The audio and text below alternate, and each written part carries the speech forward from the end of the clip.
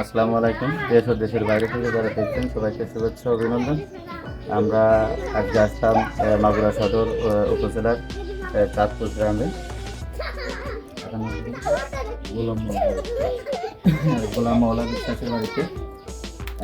কাকা যে সমস্যার জন্য আমার ফোন দিচ্ছিল সেটা হচ্ছে, কাকা যেটা বলছে যে গরুটা হচ্ছে প্রায় বিয়নের লাস্ট স্টেজে চলে আসে। এটার বীজ দেওয়া ছিল লালচি কোম্পানি 100% একটা সাইওয়াল সারের। গরুটা কিছুদিন দু একদিন হলে হচ্ছে যে আপনার চড়ার কিছু অংশ বেরোয় আসে বলের মতো এরকমের, যার জন্য কাকা ফোন করছে। কাকা কি দেখছেন আপনি এটা?